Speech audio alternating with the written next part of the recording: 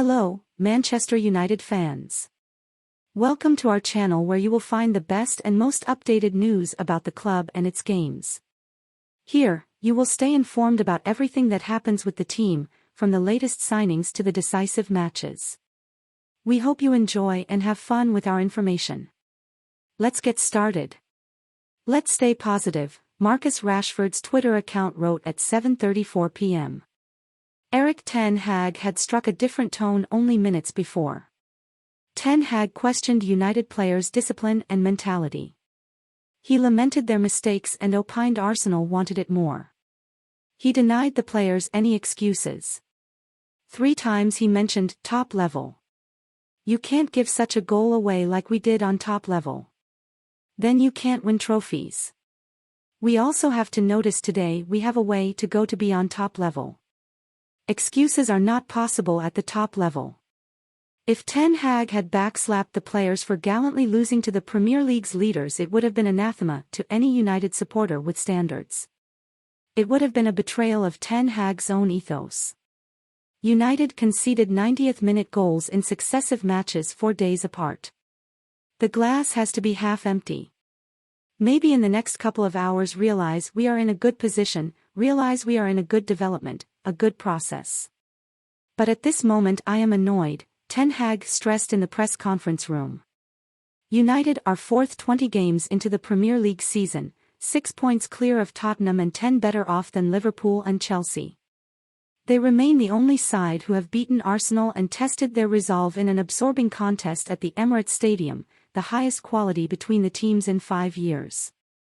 In Lisandro Martinez, they have one of the signings of the season. Marcus Rashford is in the form of his life. Bruno Fernandes is worthy of the captain's armband.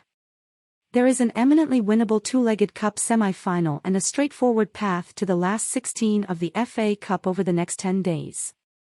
That perspective is not lost on the United supporters who packed out the away end on Sunday. Last season my mates walked away at HT, one home and away are messaged at full time.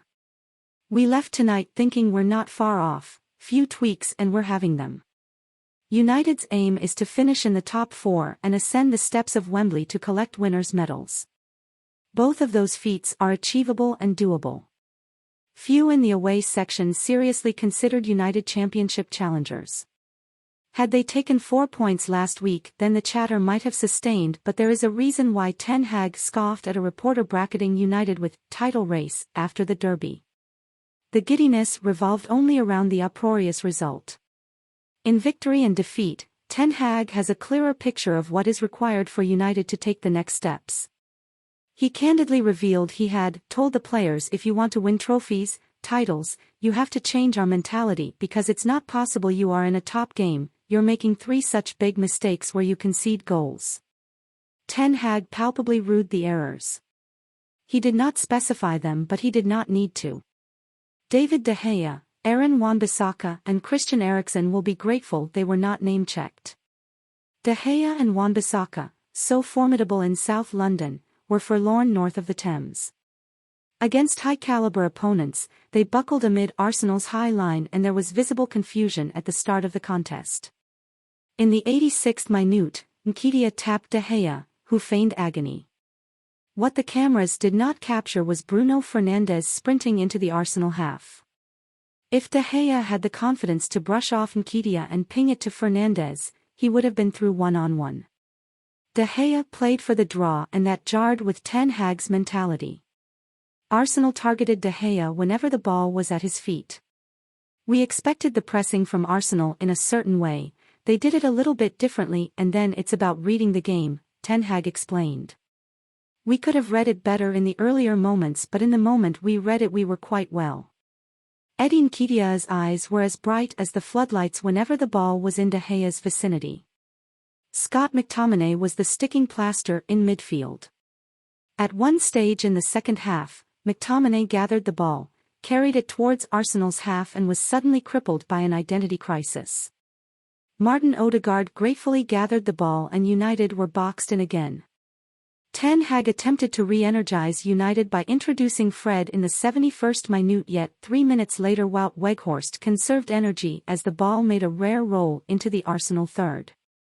United fans railed against 11 white shirts behind the ball, but the tone had been set and Ten Hag did not make an attacking change with the game deadlocked.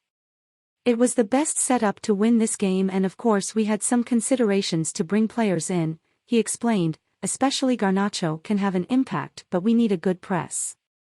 We conceded 2 already from a corner, short corners, but a lot of crosses there, and so I think Wout did a really good job there in the pressing, and in the heading on set plays. So Rashi, you don't want to take him off, with Bruno already we make a tactical change. So we had our moments there and we also missed some players. So also on the bench you are limited in offensive, we know that. Anthony Elanga and Facundo Pellistri are distrusted, but Garnacho for Weghorst or Eriksen, 2 exhausted 30-year-olds, seemed logical. United could not transition from defense to attack without taking punts, and Arsenal were prepared. With or without Casemiro, United require a younger and more dynamic midfielder to grab a game by the lapels and retain the ball. Ten Hag left the door open for Frenkie de Jong long before the Arsenal defeat, and if he could sign any player on the planet it would be Jude Bellingham. A striker is United's summer priority, but if they are to upgrade to a proactive possession-based game it cannot hinge on Eriksen beyond this season. The Dane could do with a breather this week with draining double-headers against Leeds and Barcelona on the calendar in February. United are so strapped for cash they would have to obtain funds from player sales to finance a marquee midfielder. With Fred's contract extended, McTominay is an obvious fall guy. Staying positive is easier for United under Ten Hag. It was amazing to share this news with you. We hope you enjoyed our content and that you have stayed informed about everything that has happened with Manchester United. Don't forget to subscribe to our channel and turn on notifications so you don't miss any new videos. Thank you for watching and see you next time.